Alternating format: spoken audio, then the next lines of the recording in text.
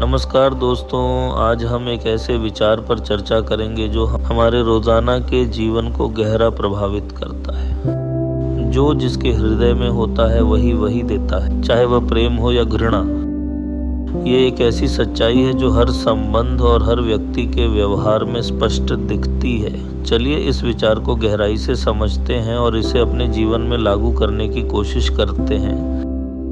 प्रेम और घृणा दोनों ही एक व्यक्ति के मानसिक स्थिति और उसके हृदय की स्थिति को प्रदर्शित करते हैं। अगर किसी व्यक्ति के मन में प्रेम है तो वह अपना व्यवहार शब्द और कर्म के रूप में दिखता है। जैसा एक माँ का प्रेम, वह बिना शब्दों के भी उसके हर व्यवहार में प्रकट होता है। लेकिन जब हृदय में घृणा हो तो उसका प्रभाव भी उतना ही प्रबल होता है। जैसी एक व्यक्ति जो अपनी असफलता का दोष दूसरों पर देता है, उसके शब्द और कर्मों में नकारात्मकता बढ़ती है। इसलिए यह समझना जरूरी है कि हमारे हृदय की स्थिति हमारे शुद्ध व्यक्तित्व के रूप को प्रभावित करती है। घृणा का जन्म अधिकार, असुरक्षा और समझ की कमी से होता है। जब हम किसी के प्रति गहनता महसूस करते हैं तो असल में हम अपने अंदर की कमी को प्रकट करते हैं, जो हमें व्यक्ति या परिस्थिति से लड़ने नहीं देती। पर यदि हम इस घृणा को समझते हैं, अपने हृदय में दया और संवेदना का समावेश करते हैं, तो वह घृणा धीरे धीरे प्रेम में बदल सकती है।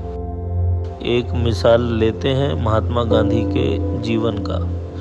जब उन्हें अंग्रेजी शासन की अत्याचारी नीति का सामना करना पड़ा तो घृणा के साथ नहीं, बल्कि प्रेम और शांति के साथ। ये उनके हृदय की शुद्धता थी जो उनके हर कर्म में दिखती थी। अब सवाल उठता है, हमें अपने हृदय में प्रेम कैसे बढ़ाना चाहिए? सबसे पहला कदम है व्यक्ति और समझ। जब हम दूसरों की भूल को स्वीकार करते हैं और उनका दृष्टिकोण समझने की कोशिश करते हैं तो प्रेम का मार्ग खुलता है। दूसरा कदम है क्षमा और कृतज्ञता। क्षमा से हम अपने हृदय को हल्का करते हैं और कृतज्ञता से उसमें सकारात्मकता का संचार होता है। और तीसरा कदम है सेवा, बिना किसी स्वार्थ के दूसरों की मदद करना। ये तीन कदम न सिर्फ हमें प्रेम से भर देते हैं, दूसरे के हृदय को भी प्रभावित करते हैं। दोस्तों, ये सच है कि जो हमारे हृदय में होता है वही हमारे शब्द और कर्मों के रूप में बाहर आता है।